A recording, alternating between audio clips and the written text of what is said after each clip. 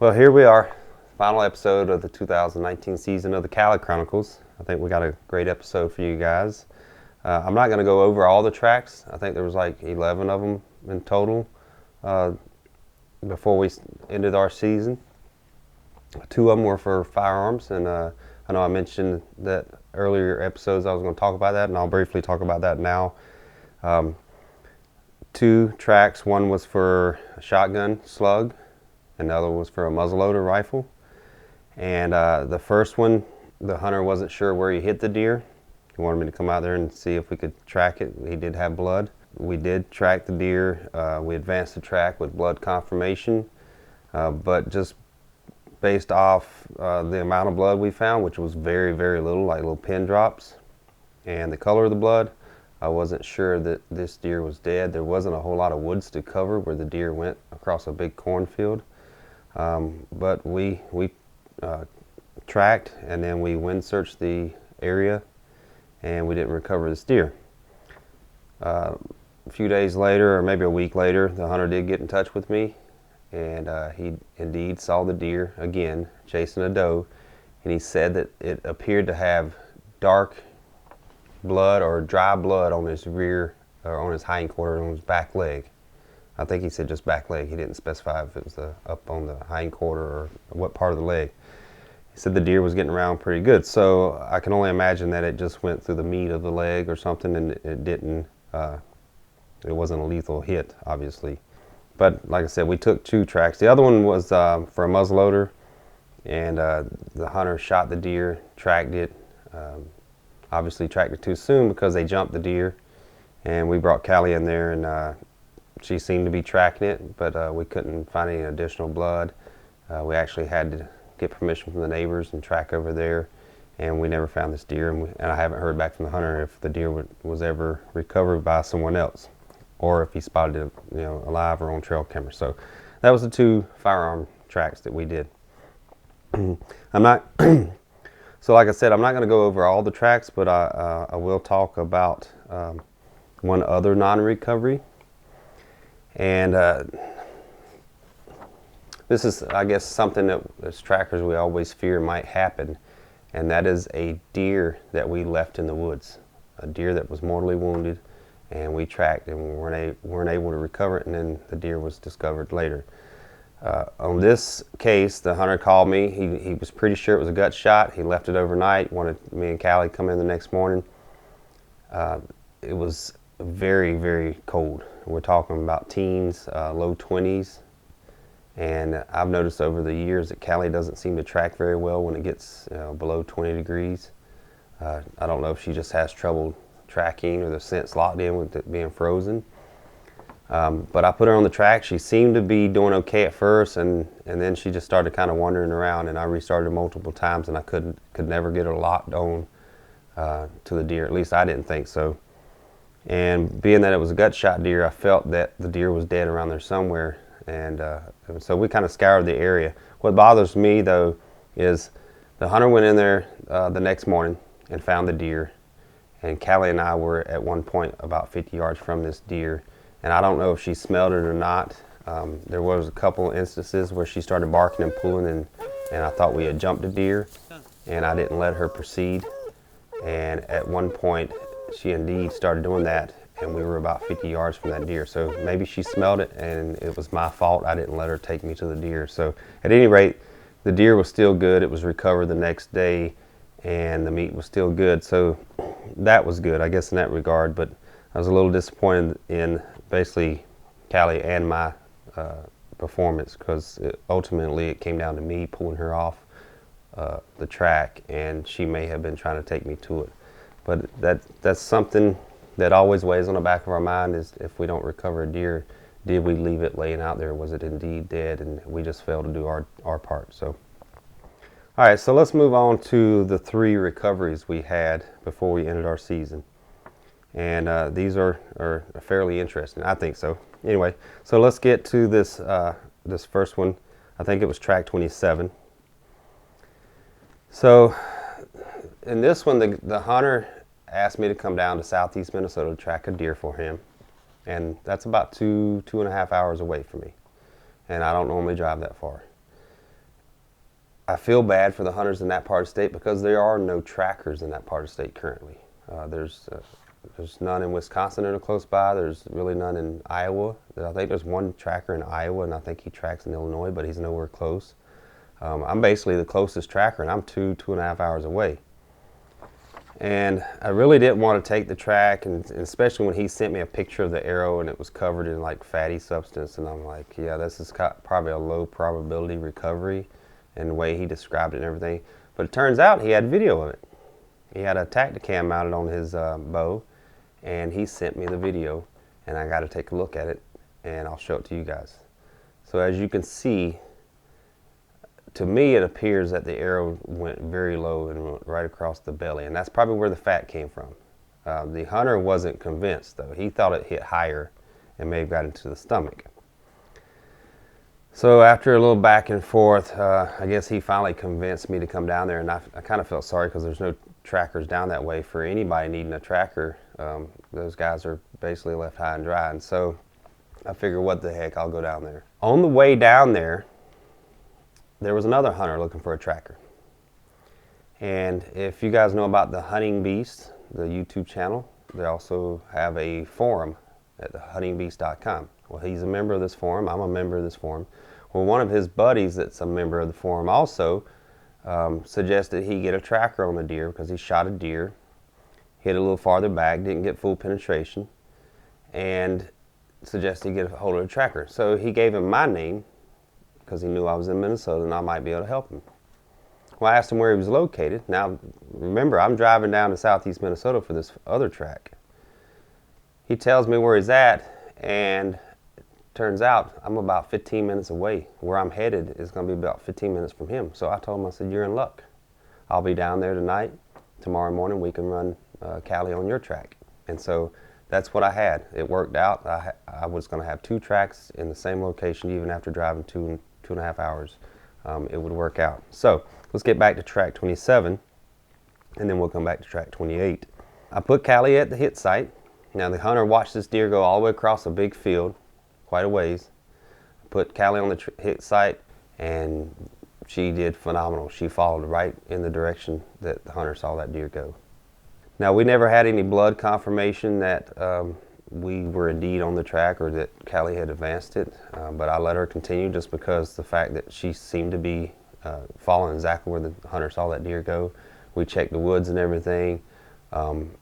After quite a while of tracking and searching the area, I told the hunter that I would come back in the morning since I had the other track nearby. After I ran it, I would come back and search some more since I was already down there. So we called the track for the night, and I headed off to get some sleep, and then we were going to head to the next track the next morning. So bright and early the next morning, we head off to track 28. And like I said earlier, the hunter hit the deer. I think it was slightly quartering away, hit it about where you would want to hit it, but he got limited penetration. So we're guessing he may have got the lung on one side, maybe hit the liver, but he didn't get a pass through, so it was very unlikely that he got a double lung. And they tracked the deer, I think 200 or 300 yards, and before they lost blood. And then they grid searched. And then it started to rain, which I had to deal with the rain while I was tracking track 27 that evening before. So it kind of washed any sign away also, or any blood. So the next morning I bring Callie in there and I put her just back from last blood. The hunter did a great job on this, marking the blood trail with tissue. And but I can't say that Callie did a great job of actually following the track because I put her on it and she kept wanting to veer off. So I told the hunter, I said, it might be just because it's early in the morning, she's full of energy. I'll just let her search around and burn off some of this energy, and then maybe she'll start tracking. So I just kind of let her walk around, and we kind of cover the area. In the meantime, I asked the hunter to go up on the other hillside and kind of scan that area, just kind of walk around and look. I didn't think the deer went that way, but just in case, it would give him something to do other than just stand there watching me track. So after a while of walking around with Callie, I brought her back to last blood for about the 3rd time, and I think she finally got the idea of what I wanted her to do, and she started really trying to get a whiff of this deer. She was sniffing the tissue in front of me, sniffing the limbs and twigs that the deer may have brushed against, and I told Callie to find it, and off we went.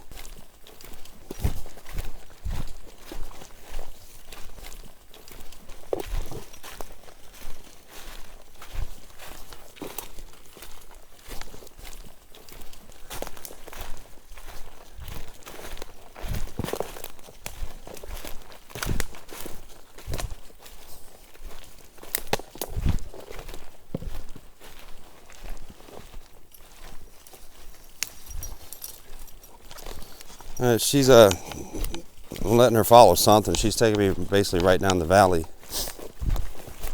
Sounds great.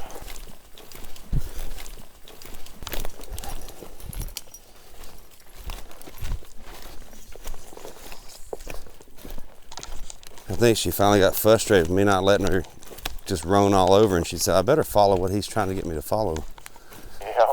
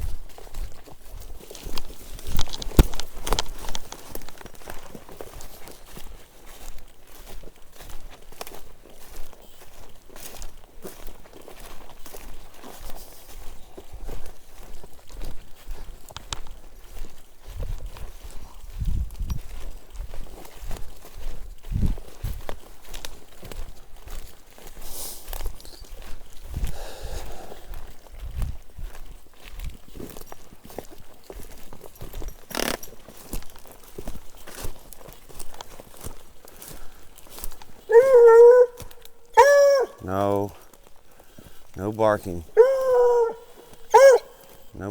No barking.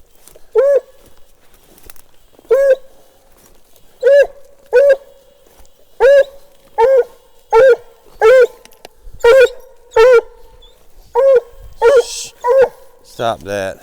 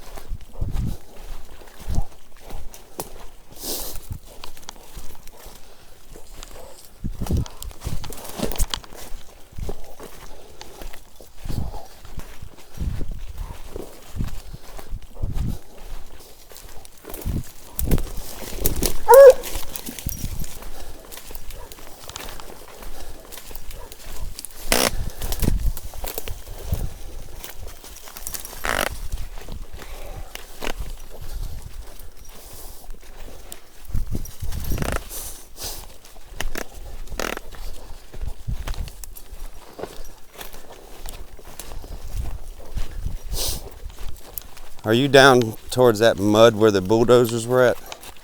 I will, straight across the valley from you now at about the same level as you. Gotcha. I walked a bunch of those trails and kind of winded the hillside as best I could, but I don't know if the deer is even in the vicinity.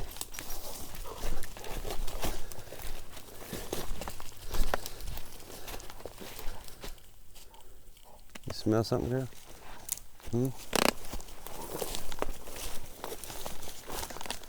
How big was your deer?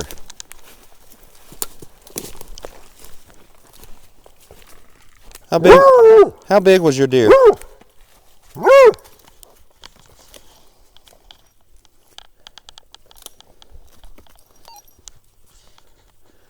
How big was your deer?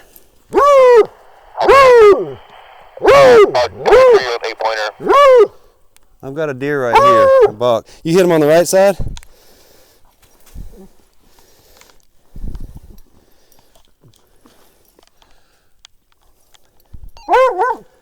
My walkie-talkie's going dead, so just walk towards the barking. Yep. Good girl. Good girl. I don't know how, but we found it, huh? Good girl. I didn't even see it until I saw the antlers sticking up. And that's how it laid, right there, huh? Yeah, and you can see another buck came in here and made scrapes and been goring it. You see all the poke holes Are in you it? serious? Yeah, congratulations. Thank man. you so much.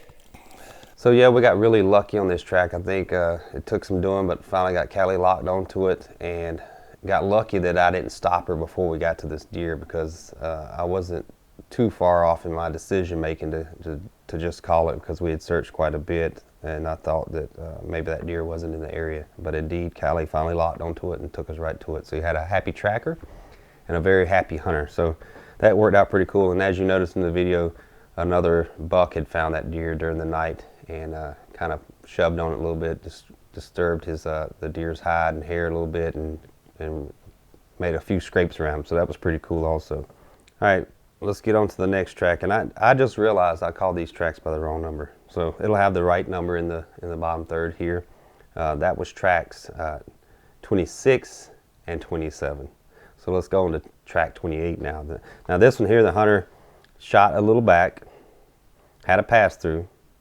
He actually wanted me to come down that night to track, but it was already late when he called me, and I'd already got into bed, and I said I'll just track in the morning. The reason he wanted me to come down that night was because it was supposed to snow.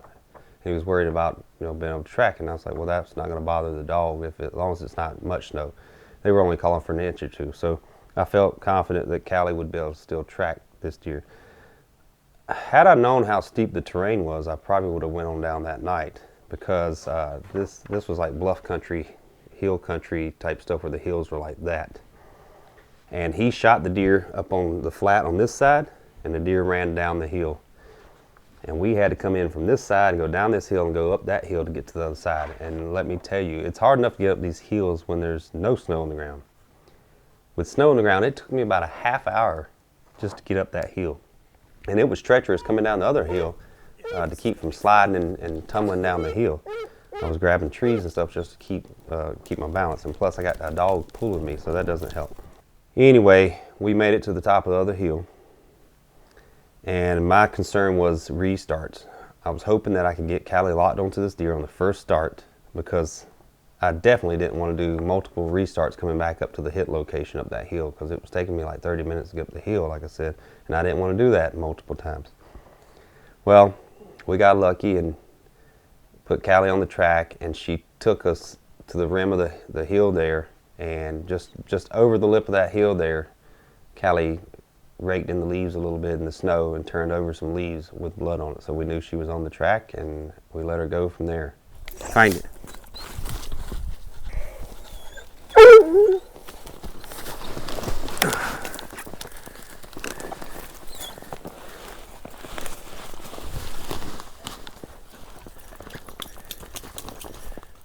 Find it.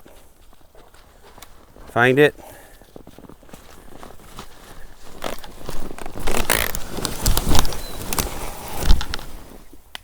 Great. I'll just pull her around the tree. Come here, girl. This is gonna. Huh? I'm assuming it tried to go back. Yeah, I would have figured it went right down to this valley instead of over that hill.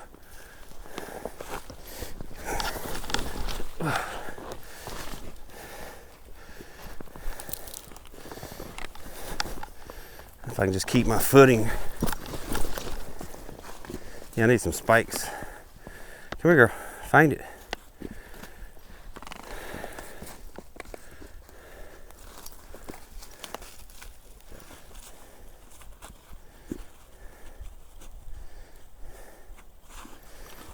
There you go. Good girl.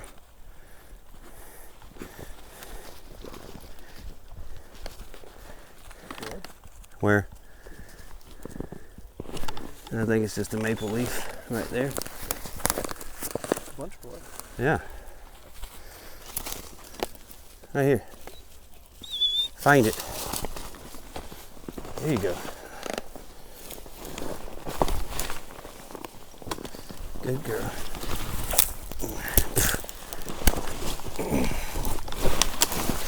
This is gonna be tough.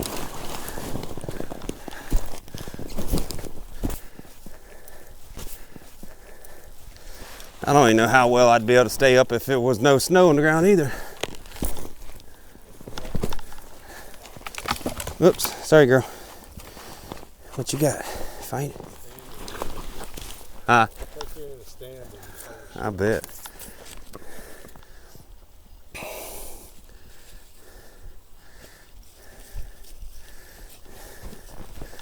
All right. Do we have something, girl?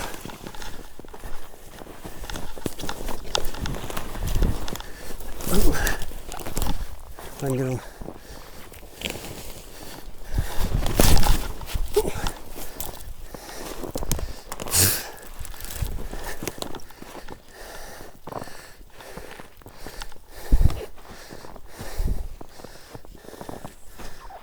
Where did you look? You just looked straight down the hill? How did you exit?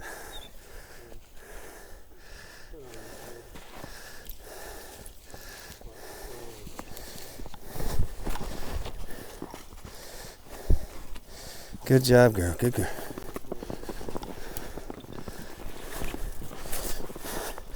That's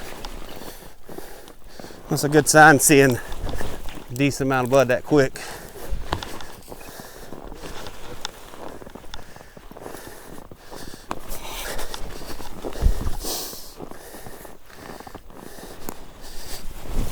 Oh, God. Hold on, girl.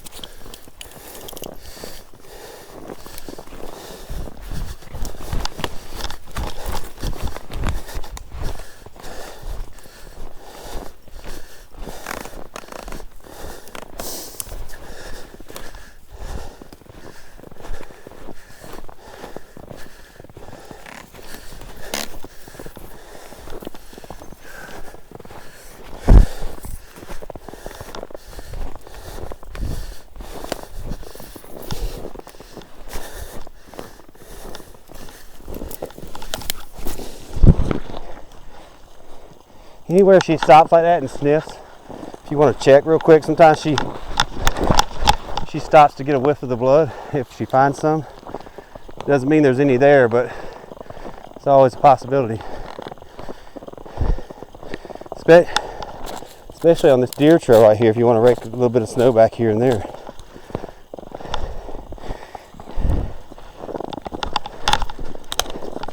Yeah, be sure to talk in the walkie-talkie so I can hear you.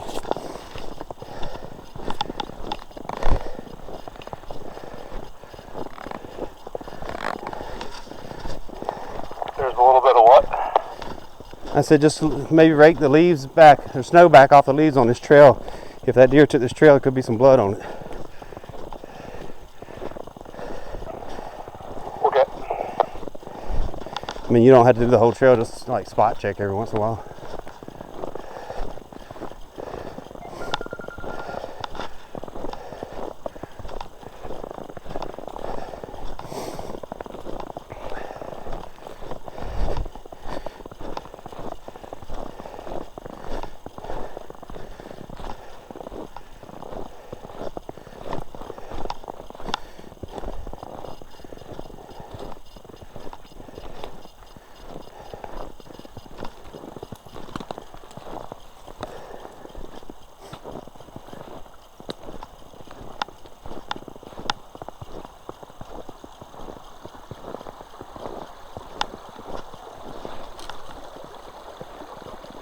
What you smell, girl?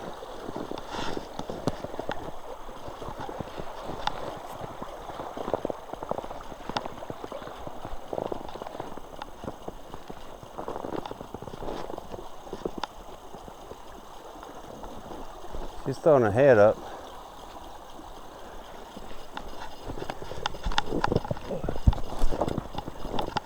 She's throwing her head up like she's winding something.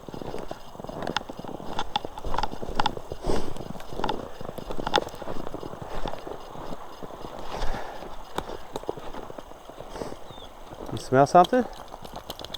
Huh? What is it?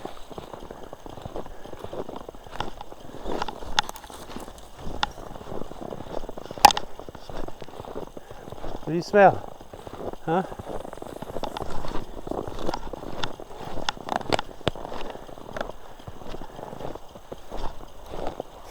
Which way is the wind coming from?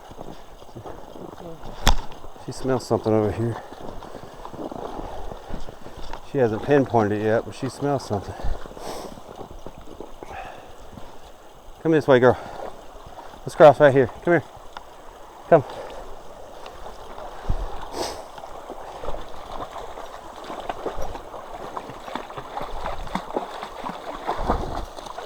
There you go. Good girl. Hold on. Hold on.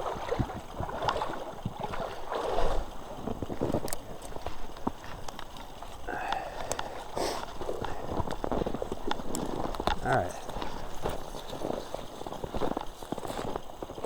Do you still smell it? Huh?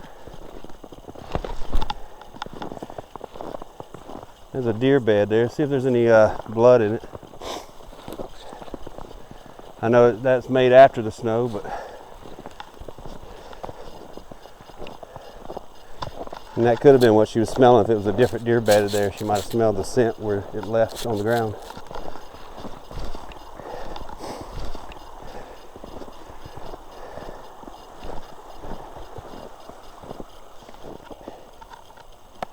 Here we go.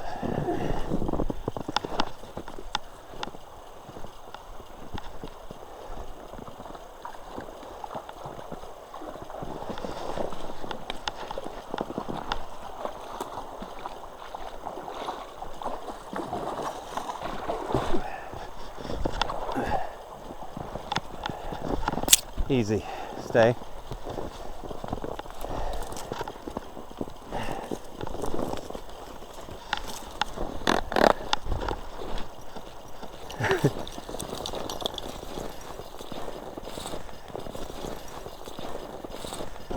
Huh?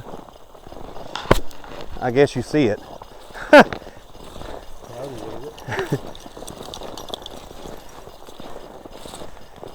Let her, here, stop. Let her get up to it.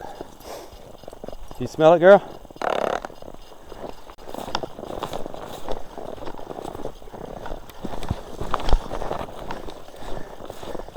I was like, why are you high-fiving me?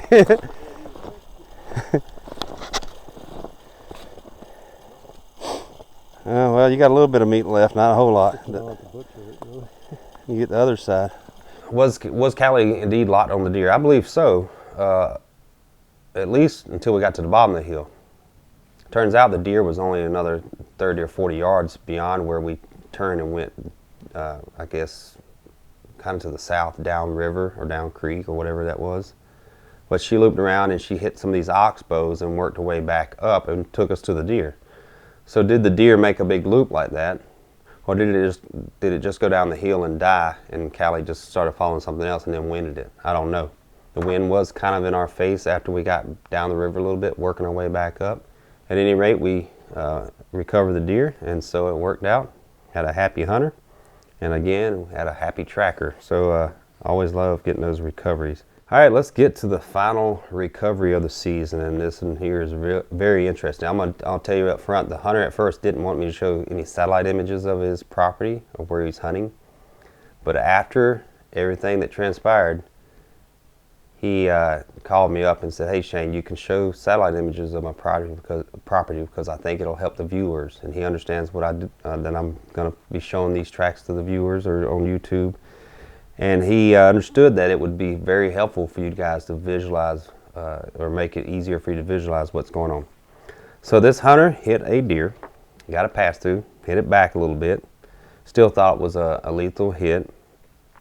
Deer ran off, he gave it a little bit of time, and then he got down and started tracking. I think he said he tracked for about 100 yards and jumped the deer. And then he watched it run off. And I'm going to show you the satellite image where his stand is and where he shot the deer, where the deer ran, where the first wound bed was, where the hunter jumped it, and then where the deer ran, he saw the deer ran and it disappeared up past a little food plot. He sat there for a while watching, and he never saw the deer come out of the cedars that were up that way or go into the hardwoods. And so he just backed out. And he called me. So we arrived the next morning. This is where we parked, and we started walking in to the deer stand or the hit location. As we were walking, we spotted blood. What's that? What are you pointing at? Not blood. You have your mom look, because that looks like it, yeah. That's blood, and that is not where. Could be other deer fighting, Think so? possibly. Because this is not where he was. Like he's all the way on the other side of the pond. Yeah, that's probably deer fighting or something, unless someone else shot another one. Yeah, that's drops of blood for sure. Yeah, it's going right up through here.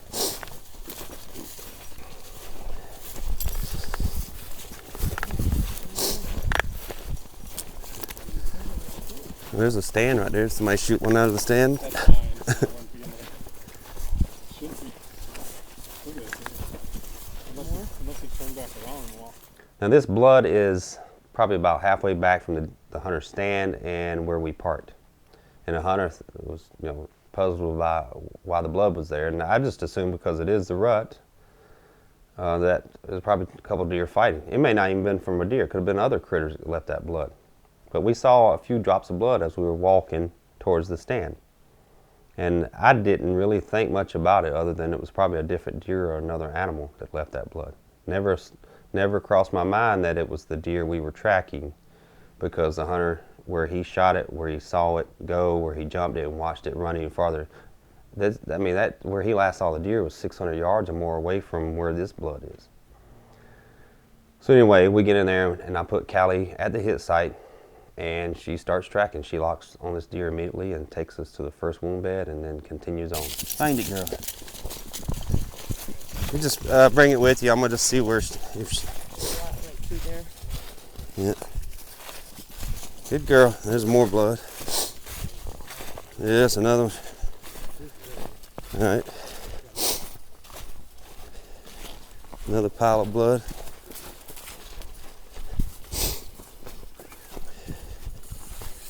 It looks pretty good, actually. It looks like it's a little on the dark side. The snow usually makes it look brighter, but I saw some on a leaf back there. Is she still on it?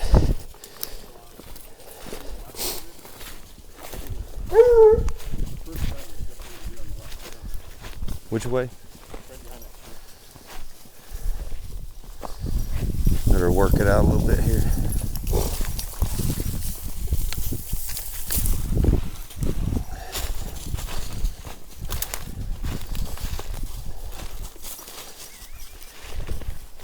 So where did it go? Did it go in there?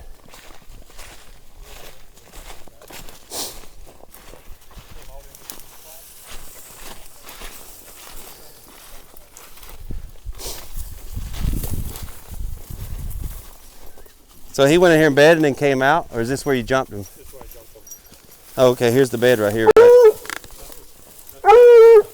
Come here, girl. Come here. Find it. Find it, girl. Find it. That's the second time they busted this way. Ran. I guess I seen him up. Gotcha. Find it, girl.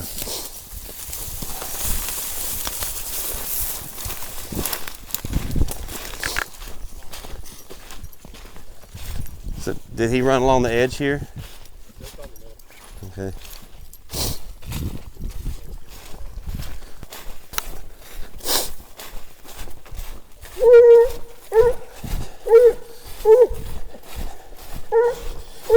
Easy, girl.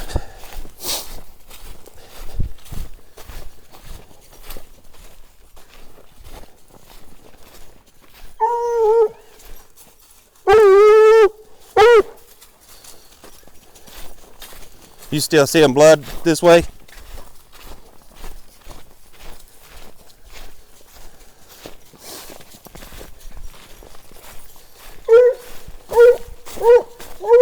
Easy, girl.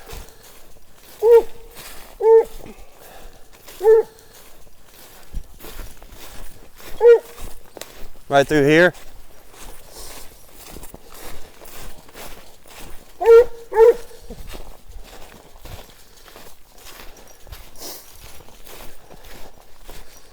Good girl.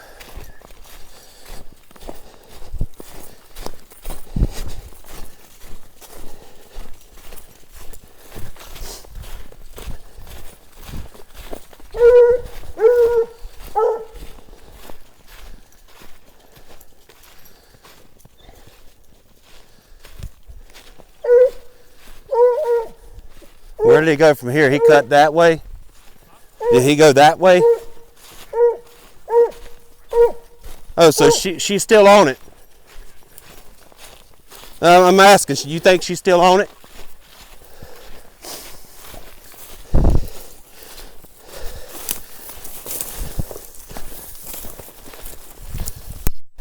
Good girl.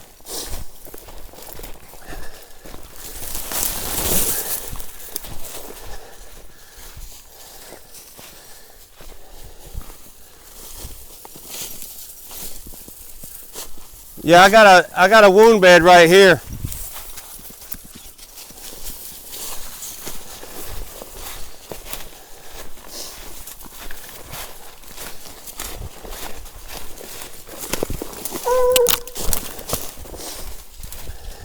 So we got to the cedars. We found a couple wound beds there, and now we were trying to figure out where this deer went. Now Callie took us to the neighbor's property, and we had permission to track over there. And this, you can see there's some snow there, but the problem is there's a lot of deer tracks. The snow is starting to melt, the spotty snow, so it's difficult to follow like blood and tracks and this stuff, especially with what happened. Now we went across into the properties, the neighbor's property, and tracked a little bit. And I didn't see any more sign, any blood, but I did see fresh boot tracks. And I don't know if they were made that morning or they were made the evening prior by the neighbor, because he was probably back there hunting. We came back to the wound beds and we started theorizing that maybe the neighbor bumped this deer when he came out from his deer stand the evening prior, or came out of the woods, you know, and he came close enough that he jumped this deer. Now it's hit, you know, the light bulbs are going off. The blood that we saw when we were walking in, maybe that was his blood. Maybe the deer jumped up and ran back that way. The hunter's mother was with us, and she noticed what looked like two separate blood trails in the food plot. So we went over there just to verify it. I marked one and had her look for the other one, and sure enough, she found the other one about 5 feet away, 6 feet away. So now we decided to go all the way back to where the deer stand was, and then where that blood trail that we first found coming in branched off from it. So, yeah, so which way is the blood going? Well, kind of, if you can get a spatter, but if he's walking, but you can see a bigger one here, it's a little chips. Yeah, so he definitely came back. Obviously, he came back this way. He came back. I got two distinct trails. There's no pictures. He walked behind it. Find it, girl.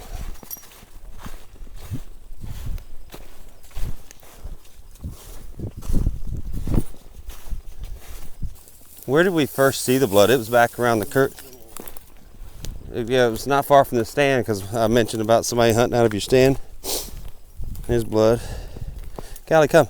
Come here, girl. Come here, girl. Hey, find it, girl.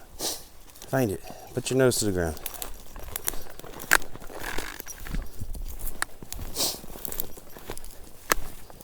Which way is the wind coming? Kind of blowing from that way? Or it's kind of over our back, isn't it? You smell something, girl?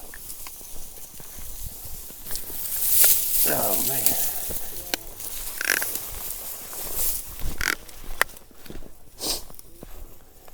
Come here, girl. Callie, come. Come here, girl. Callie, come.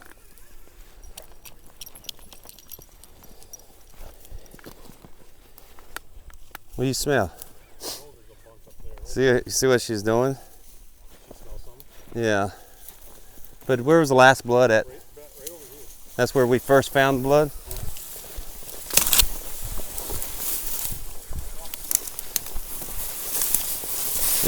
Here's a trail here. See if you up. I got a bed here. Will you check it for blood for me? Check this trail right here. There's a trail coming up right through here. Check it. Oh, whoa, whoa, whoa, deer. Deer, get back. Get back. That's your buck. Callie, come. Go get your bow. Let's go back to the truck. Callie, come. It's a big buck. Wow. That's crazy. Huh? Yeah, he stood up and got a hold of her. He got her in the antler, scooped her up. She's okay. He's weak. He couldn't do much with her. I walked right by him. He was on my right side when I went by. Found that wound bed. I turned around and I saw him stand up. Holy cow. So let's rewind this real quick. Let's go back to right before the deer charged us. What you see there is the top of the deer's back. Now my camera's mounted right here on my chest and my eyeballs are up here, so I have a higher point of view. I can see the entire deer and you can only see the top of the deer's back with that camera. So what happened, I don't know if Callie, the deer, just laid there and waited to, hopefully it was thinking it was hidden. When Callie got to that deer jumped up, stood up, never lifted his head, just kept his head low, and you know, his antlers like this. Callie was turned sideways and the antlers kind of cradled her, and the deer started pushing Callie through the brush. I think the deer pushed her about 4 or 5 feet before I could reel in the leash and pull her and get her away, and plus Callie was trying to get away at the same time. So it got a little hairy there for a moment. I'm yelling. It was a little scary. I thought the deer was going to continue charging us. I was trying to yell to the hunter to get back and his mother. Luckily the deer only went another 10 feet and stopped and just stared there and looked at us, and we were able to get out of there. I was shaking. I'll just say that. It was pretty scary because I didn't know what this deer was going to do, if it was just going to blow right through Callie and then on to me and whatever. You know, it gets a little scary, especially a deer that has daggers sticking out in front of its head that can go pierce right through your body. So I was a little nervous, to say the least. But the deer stopped, just stared at us. I got Callie out of there, took her away from the area. The hunter went back to his truck and got his bow and came in there. And the deer had laid down, and this time that we were gone, the mother had climbed in the nearby deer stand and kept eye on the deer to make sure it didn't leave. Or if it did, we'd be able to tell us where it went.